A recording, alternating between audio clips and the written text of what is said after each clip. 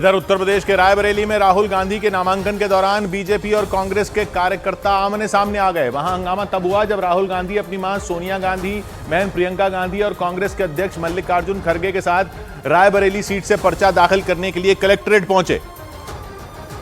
और उसी दौरान कलेक्ट्रेट के बाहर कांग्रेस और समाजवादी पार्टी के कार्यकर्ताओं के साथ बीजेपी के समर्थकों की भिड़ंत हो गई। वहां से जो तस्वीरें सामने आई उनमें बीजेपी और समाजवादी पार्टी के कार्यकर्ता अपनी अपनी पार्टी के झंडे लेकर नारे लगाते दिखाई दिए। एक तरफ से जय श्री राम के नारे लगने शुरू हुए तो दूसरी तरफ से जय समाजवाद के नारे गूंजने लगे।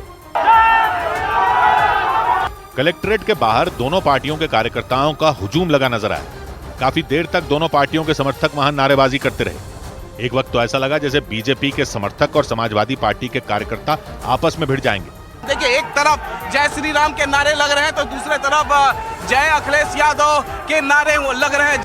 हालांकि इस हंगामे के बीच नामांकन के आखिरी दिन राहुल गांधी ने रायबरेली सीट से पर्चा भर दिया। उस दौरान उनके साथ उनकी बहन प्रियंका गांधी और रायबरेली सीट से मौजूदा सांसद और उनकी मां सोनिया गांधी भी मौजूद रहीं। इन दोनों के अलावा मल्लिकार्जुन खड़गे और प्रियंका गांधी के पति रॉबर्ट वाड्रा भी वहां नजर आए। लेकिन रायबरेली और अमेठी लोकसभा सीट पर ऐन वक्त पर कांग्रेस की तरफ से उम्मीदवारों के ऐलान ने लोगों को चौंका दिया, क्योंकि अटकलें ये लगाई जा रही थी कि राहुल गांधी एक बार फिर अमेठी से चुनाव लड़ सकते हैं। इस सीट से मौजूदा सांसद और केंद्रीय मंत्री स्मृति ईरानी इस बार भी बीजेपी की उम्मीदवार हैं। लेकिन नामांकन के आखिरी दिन कांग्रेस ने चौंकाते हुए अमेठी से राहुल गांधी को न उतारकर रायबरेली से चुनावी मैदान में उतार दिया। इस ऐलान के कुछ ही घंटों के अंदर राहुल गांधी ने रायबरेली पहुंचकर नामांकन भी भर दिया, जबकि कांग्रेस ने गांधी परिवार की परंपरागत सीट मानी जाने वाली अमेठी से किशोरीलाल शर्मा को बीजेपी की कद्दावर नेता स्मृति ईरानी के सामने उतार दिया। हैरानी की बात यह रही कि किशोरीलाल शर्मा को इस बात का जरा भी अंदाजा नहीं था कि उन्हें अमेठी से उम्मीदवार बनाया जाएगा। उनके नाम का ऐलान होने के बाद जब मीडिया ने उनसे बात करने की कोशिश की तो उन्होंने इस बारे में कुछ भी जानकारी होने से साफ मना कर दिया। मैं बात करूंगा जिनसे करनी है तभी तो मैं करूंगा। हालांकि बाद में अमेठी में खुद प्रियंका गांधी किशोरीलाल शर्मा के नामांकन में शामिल हुई।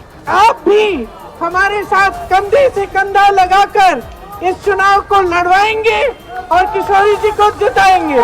अमेठी से कांग्रेस के उम्मीदवार किशोरीलाल शर्मा मूल रूप से पंजाब के लुधियाना के रहने वाले हैं और वो पहली बार चुनावी मैदान में हैं। लेकिन इससे पहले वो रायबरेली संसदीय क्षेत्र में सांसद प्रतिनिधि के रूप में कामकाज संभाल रहे थे। उन्हें सोनिया गांधी का बेहद करीबी भी माना जाता है। लेकिन राहुल गांधी के रायबरेली लोकसभा सीट से उतरने के बाद बीजेपी उन पर हमलावर हो गई। बीजेपी ने उन पर अमेठी की जनता को छोड़कर भागने का आरोप लगाया, क्योंकि 2004 से 2014 तक राहुल गांधी इसी सीट से लगातार 3 बार चुनाव जीतकर संसद पहुंच चुके हैं।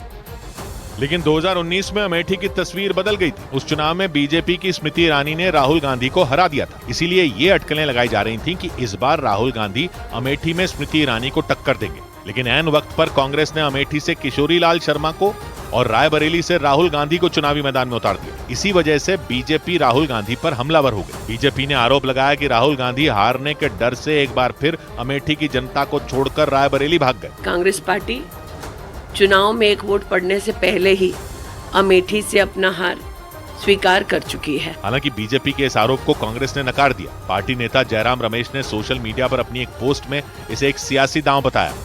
पोस्ट में उन्होंने ये भी दावा किया कि रायबरेली से राहुल गांधी को चुनाव में उतारना पार्टी की एक सोची समझी रणनीति है, और दावा किया कि कांग्रेस की इस रणनीति के आगे बीजेपी के सारे दांव फेल हो गए। अपनी पोस्ट में उन्होंने प्रियंका गांधी का भी जिक्र किया और दावा किया कि वो कोई भी उपचुनाव लड़कर संसद पहुंच जाएंगी। इसलिए कांग्रेस के सूत्र बताते हैं कि अगर राहुल गांधी रायबरेली और केरल की वायनाड सीट दोनों जीत जाते हैं तो वो रायबरेली सीट छोड़ देंगे ताकि वहां से प्रियंका गांधी जीतकर संसद पहुंच सके। इसीलिए कांग्रेस के सूत्र बताते हैं कि अगर राहुल गांधी रायबरेली और केरल की वायनाड सीट दोनों जीत जाते हैं तो वो रायबरेली सीट छोड़ देंगे ताकि वहां से प्रियंका गांधी जीतकर संसद पहुंच सके। और राहुल गांधी के रायबरेली लोकसभा सीट से चुनावी मैदान में उतरने के बाद प्रधानमंत्री नरेंद्र मोदी ने भी उन पर जमकर निशाना साधा। पश्चिम बंगाल के बर्धमान में एक रैली के दौरान उन्होंने दावा किया कि इस बार कांग्रेस पहले से भी कम सीटों पर सिमट जाएगी। ये लोग घूम घूम कर सबको कहते हैं डरो मत।